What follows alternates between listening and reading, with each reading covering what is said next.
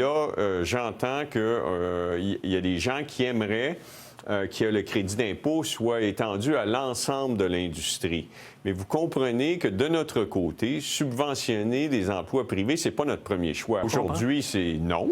Puis il y a des gens qui connaissent cette industrie-là, qui travaillent, qui cherchent des solutions, tant au fédéral qu'au Québec que dans l'industrie. Et puis aujourd'hui, il n'y a pas de mesures spécifiquement pour les médias écrits. Éric Girard, qui était en entrevue à la Joute tout à l'heure avec nous pour parler de l'ensemble de la problématique. Ai-je besoin de le présenter? Charles Lafortune, salut. T'es bien gentil.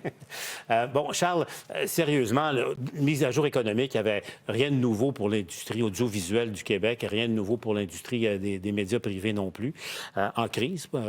Aujourd'hui, au même moment, vous co-signez avec d'autres une lettre qui est un peu un appel à l'aide au gouvernement ou un appel de réveil. En fait, ce qu'on signe, c'est qu'on dit...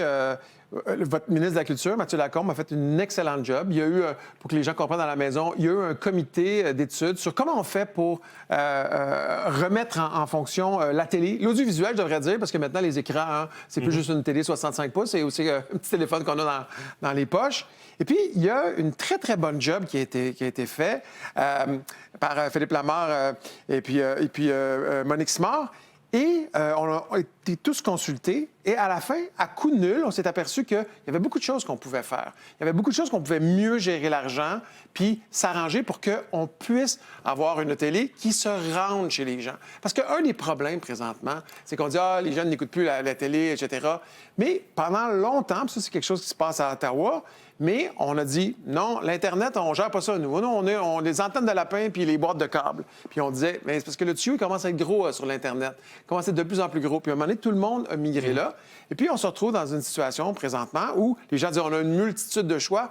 Bien, finalement, vous allez avoir à peu près 6 postes. Vous allez avoir Apple, vous allez avoir Meta, vous allez avoir Netflix, vous allez avoir Paramount, vous allez avoir Prime, etc. Vous allez avoir ça, puis ça va être ça votre choix. Puis ensuite, j'entends les gens dire, écoutez, vous exagérez et tout ça, mais on regarde l'évolution des choses, parce que, Charles, vous êtes à la fois à l'écran, mais derrière l'écran également comme producteur. La trajectoire des choses, ça fait en sorte que ça va ressembler à quoi dans 1 an, dans 2 ans, dans 3 ans, si rien n'est fait? Bien, si rien n'est fait, là, il y a certains diffuseurs, puis c'est pas juste un problème québécois, c'est un problème au Canada. Il y a certains diffuseurs qui vont peut-être lancer la serviette, qui vont peut-être dire, moi, je peux pas encore perdre 40 millions, je peux pas encore et encore perdre. Donc, peut-être qu'ils vont dire, bien, savez-vous quoi? Bien, nous, on va vendre de la téléphonie, on va vendre du câble, puis le contenu, ça n'existera plus. Fait que le ministre Girard, bien, le jour qu'il va vouloir parler de mise à jour économique, bien, le seul endroit qu'il va pouvoir le faire, c'est à Télé-Québec ou encore à Radio-Canada. Puis la pluralité des voix, bien, c'est extrêmement, extrêmement dangereux que ça disparaisse. Puis tu sais, j'aime à dire que on a vécu la Révolution tranquille, où on a eu les grands projets. On a eu LG2, l'album jaune, les belles-sœurs, les chansons. On s'est réveillé, maître chez nous, etc. Mais là, j'ai l'impression qu'on vit l'étouffement tranquille. Où là, tranquillement, on a laissé entrer, on a laissé, parce qu'on trouvait ça cool, puis on ne s'est pas occupé des infrastructures qu'on a ici. Ici, on a bâti une manière de faire, on a bâti une culture, on a bâti une façon d'être qui nous ressemblait. Puis si on veut en écouter, là, si on veut écouter Dr. House, là, puis si on veut écouter Chicago Fire, là, puis s'il nous reste juste ça, bien, on ne se verra plus à l'écran. On n'existera plus à l'écran, puis on n'aura pas de lieu commun. Dans le comité, on dit, pourquoi est-ce que les téléviseurs qu'on vend au Canada sont pas, on n'oblige pas qu'avec l'adresse IP, quand on installe un téléviseur, quand on a une boîte, etc., on reconnaît qu'on est au Canada, on reconnaît qu'on est au Québec, puis de facto, elle installe Illico, elle installe TVA+, elle installe Tout.tv, elle installe Crave, etc. Si les gens, ils décident qu'ils veulent écouter d'autres choses, bien, ils écouteront d'autres choses, ça leur appartient. Mais au moins, c'est disponible. Il y a plein de téléviseurs qui, premièrement, c'est préenregistré, c'est préinstallé, et les gens ne peuvent pas mettre des plateformes canadiennes. Et pourtant, c'est nous, dans les payeurs de taxes, qui avons payé pour filer et mettre de l'Internet partout. Mais les gros camions qui roulent sur nos autoroutes électroniques qu'on a payées nous-mêmes, bien, c'est les étrangers. À un moment donné, ça n'a pas de sens. Ça n'a pas de sens.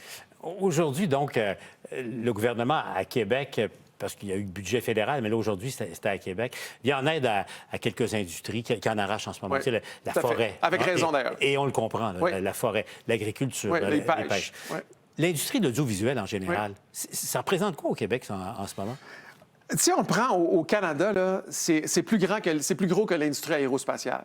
C'est énorme. Sur le PIB, là, c'est 3 750 millions de dollars dans le PIB. C'est pas une industrie qui est petite. C'est une industrie qui fait beaucoup travailler beaucoup de gens. Chez nous, là, chez Pixcom, nous, on en engage du monde. Indéfendable, MasterChef, Alerte. Tu sais, j'ai 5 000 T4 qui sort à chaque année. 5 000. Fait qu'on fait travailler des gens. Puis aussi, on a des studios, une infrastructure, Montréal-Grande, Merles qui existent. Si les Américains trouvent que nos crédits d'impôt de service ils sont pas bons, puis ils viennent plus tourner ici, puis ils disent « Ah non, on va aller tourner ailleurs », parce qu'ils viennent moins, là. Parce qu'ils viennent moins, bien, ce qu'on va perdre, bien, c'est une expertise.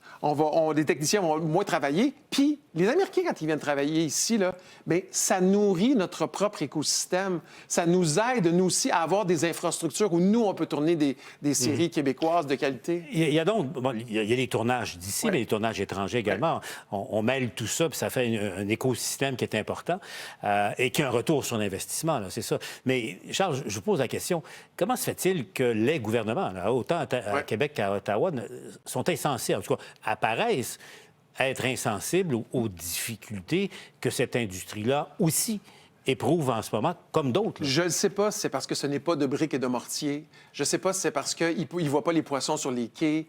Mais la télévision, c'est sûr que c'est de l'intangible. C'est sûr que c'est des idées qu'on véhicule. Mais je vous rappelle que quand le président Trump, à son investiture, le 6 janvier, là, bien, derrière lui, il n'y avait que de la télécommunication.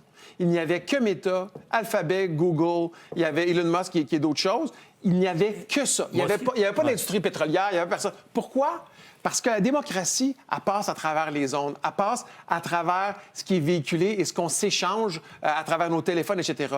Et quand on tue ça, bien, on laisse entrer, puis peut-être que ce matin, j'aimais ça de dire que peut-être qu'on est en train de devenir le 51e État américain de façon culturelle. En 10 secondes, Charles, si peut-être qui nous écoute en ce moment, si le ministre des Finances à Québec et à Ottawa nous écoute, qu'est-ce que vous leur dites? Je leur dis, en tout cas, à Québec, je leur dis, Mathieu Lacombe a fait un excellent travail. C'était une excellente idée de faire cette réflexion-là. Et maintenant, ça serait le fun que le ministre des Finances la regarde puis se dise, OK, c'est une vraie industrie. C'est pas seulement du monde qui font des step-ups et des jokes. Merci, Charles. Merci.